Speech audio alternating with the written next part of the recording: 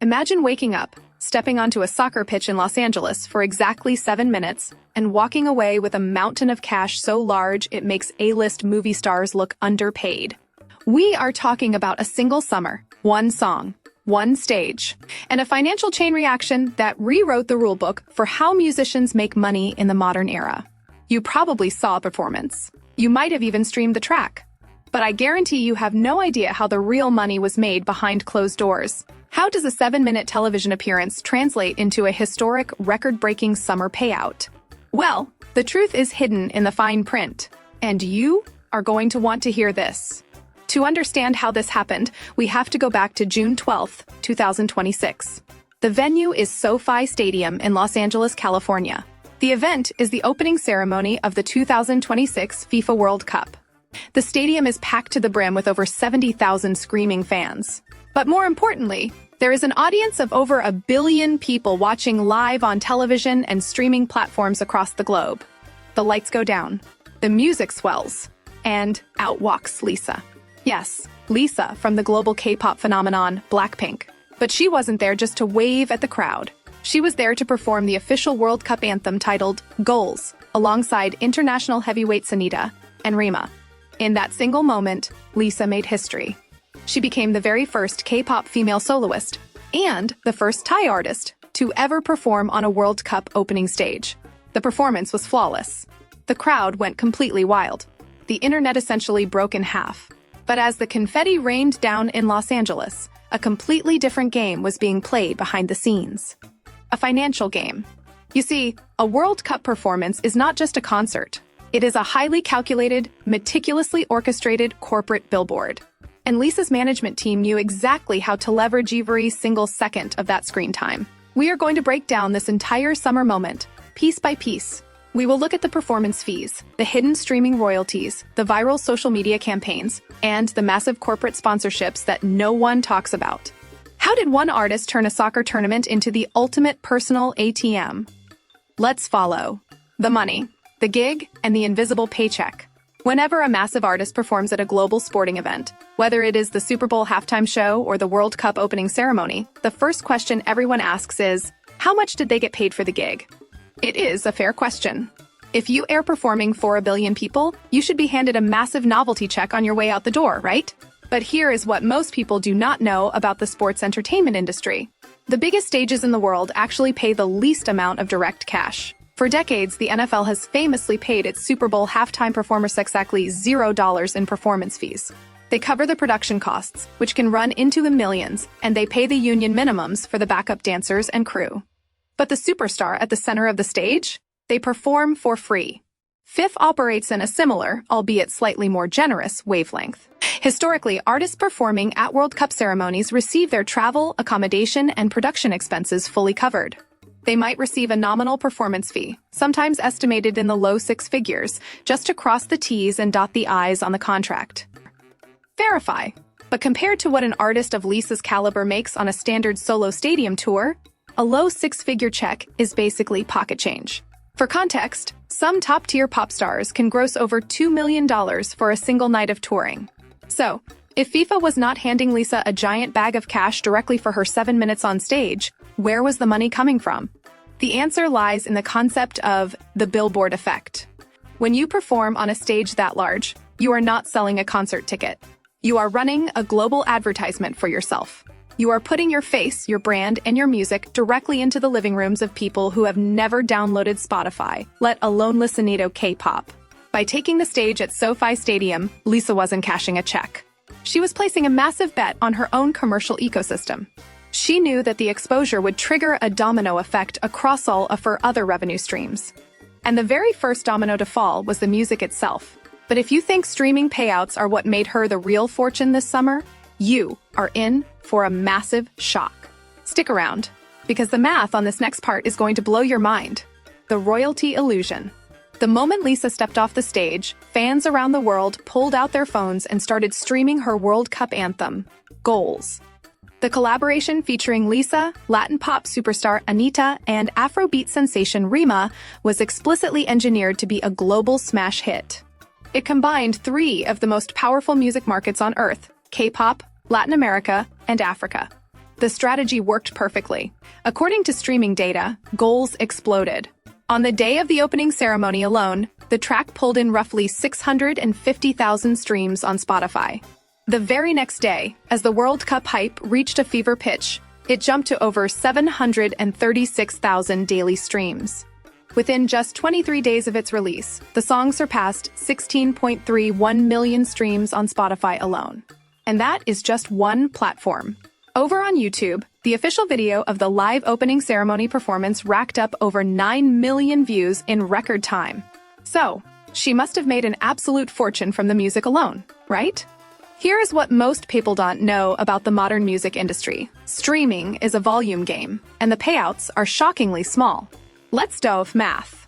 Spotify pays an average of about $0.003 to $0.005 per stream.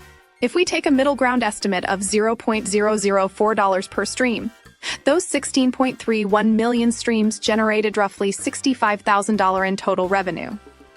Verify. But wait, it gets worse. That $65,000 does not go straight into Lisa's pocket. It gets divided. It gets split between the record label, the distributors, the producers, and the songwriters. And remember, this is a collaboration. The remaining royalties have to be split between Lisa, Anita, and Rima. Even if we factor in Apple Music, Amazon Music, and the 9 million views on YouTube, which might generate a few $1,000s in ad revenue, the direct music royalties from the World Cup anthem for that summer likely landed somewhere in the low five figures for Lisa personally. That is less than what a mid-level corporate executive makes in a year. It is certainly not a historic, record-breaking payday. So, we have a free performance on the world's biggest stage, and a hit song that generates relatively modest direct streaming revenue for the artist. If you are keeping track at home, we are still miles away from the massive summer payout this video is about. But do not click away, because this is where the story pivots. This is where we leave the traditional music industry behind and enter the hyper-lucrative world of digital influence and global branding. And the next number I am going to show you will explain everything.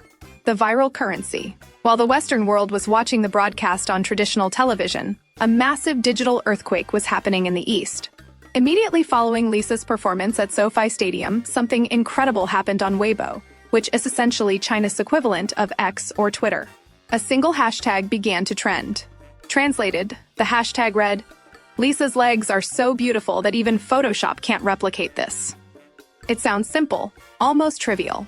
But in the attention economy, a trending topic is worth its weight in gold. That specific hashtag skyrocketed to the top of the entertainment trending list in China. It didn't just get a few thousand mentions.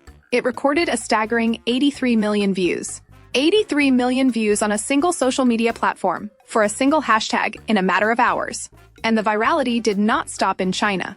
Over in India, a market that traditionally leans heavily toward cricket and domestic Bollywood entertainment, the media went absolutely wild for Lisa. Major Indian outlets dedicated extensive coverage to her performance. The Sunday Guardian ran a headline stating, "Lisa rewrote FIFA World Cup history." Another outlet, Alt BOLLYWOOD, noted that her performance proved that the era of regional sports anthems was over, praising the fusion of K-pop, Latin pop, and Afrobeat. Why does this matter? Why are we talking about hashtags and newspaper headlines when we are supposed to be tracking down millions of pounds? Because here is what most people didn't know about celebrity finance. Attention is the raw material, and brand equity is the finished product. When a global brand, like a luxury fashion house, a massive tech company, or a sportswear giant, looks to hire an ambassador, they don't just look at record sales. They look at engagement. They want to know if an artist can activate consumers in the world's most lucrative emerging markets. By dominating the conversation in China and capturing the attention of the Indian media, Lisa proved that her influence could cross any border and transcend any cultural barrier. She wasn't just a K-pop idol anymore, she was a genuine, undisputed global icon. She effectively turned the World Cup into a live demonstration of her commercial power. And the massive multinational corporations were watching. They saw the 83 million views. They saw the global media coverage. They saw a fan base so loyal that they would tune into a soccer tournament just to watch a 7-minute musical performance. And that is when the real checkbooks came out. If you thought the streaming numbers were interesting, buckle up. Because we are about to dive into the actual contracts. The corporate takeover. Let's talk about endorsements. In the modern celebrity economy, selling products is infinitely more profitable than selling songs.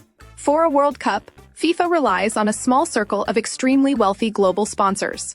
We are talking about beverage conglomerates, payment processors, automotive giants, and sportswear behemoths. These brands spend hundreds of millions of dollars just for the right to use the FIFA logo. But a logo doesn't sell products. People do. So these sponsors actively seek out the most relevant, highly engaged celebrities on the planet to front their tournament-specific campaigns. Enter Lisa. By aligning herself with the 2026 World Cup, Lisa unlocked a new tier of corporate sponsorship. Traditionally, BLACKPINK members are known for their high-fashion luxury deals. Brands like Celine, Bulgari, Chanel, and Dior. These are incredibly lucrative, but they target a very specific high-end consumer. The World Cup is different. The World Cup is mainstream. It is everyday consumers buying soft drinks, sneakers, and smartphones. By performing goals, Lisa became the bridge between her fiercely loyal, female-skewing Gen Z audience and the traditional, broad, male-skewing football audience. Brands recognized this immediately. They realized that hiring Lisa wasn't just about getting a famous face. It was about buying access to a demographic that traditional sports marketing usually fails to reach. According to financial reports breaking down the tournament's biggest winners, Lisa secured a series of high-value endorsement deals with global major sponsors specifically tied to her World Cup appearance. Verify. These were not standard Instagram-sponsored posts. These were global commercial campaigns, billboard buyouts, limited edition product collaborations, and extensive likeness rights deals. When a brand signs an artist for a global sports campaign of this magnitude, the baseline starts in the millions. A single campaign for a major beverage or tech company during a World Cup can pay an A-list celebrity anywhere from $2 to $5 million, depending on the scope of the usage rights. Lisa didn't just sign one. She leveraged the World Cup momentum to sign multiple commercial partnerships aimed squarely at the mainstream sports audience. She effectively monetized her own momentum. The performance created the hype. The hype generated the viral social media metrics. The metrics justified the massive corporate payout. It is a masterclass in modern celebrity business. But we still haven't answered the most important question. What was the final tally?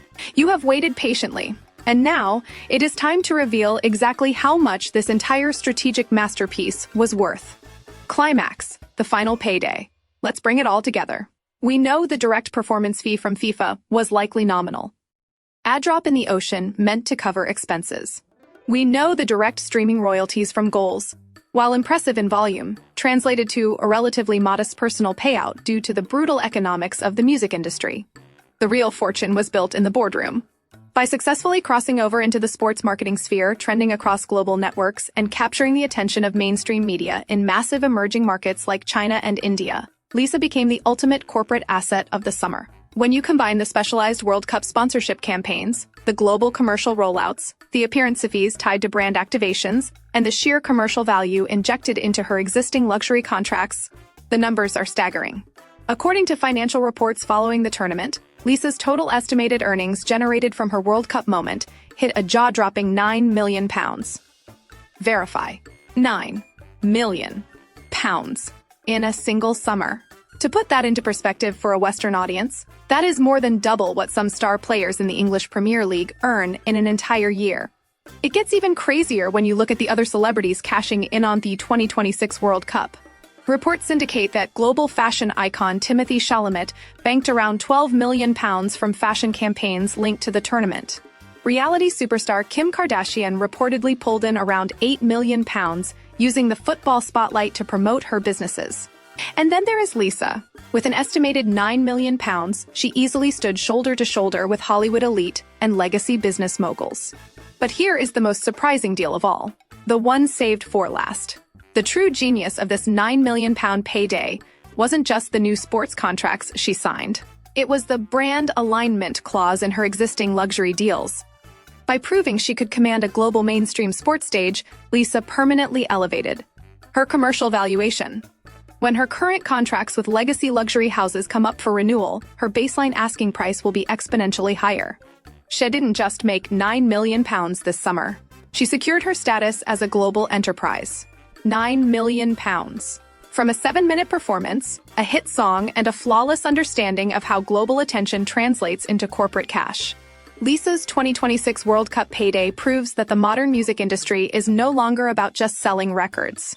It is about selling influence, commanding attention, and playing the corporate game better than anyone else on the field. She walked into a stadium built for athletes, and walked out as the most valuable player of the summer. What do you think is more impressive? The sheer scale of the £9 million payday, or the brilliant strategy her team used to leverage a free performance into a multi-million-pound corporate takeover? Drop your thoughts in the comments below. I read every single one, and I want to know if you think this is the future of the music industry.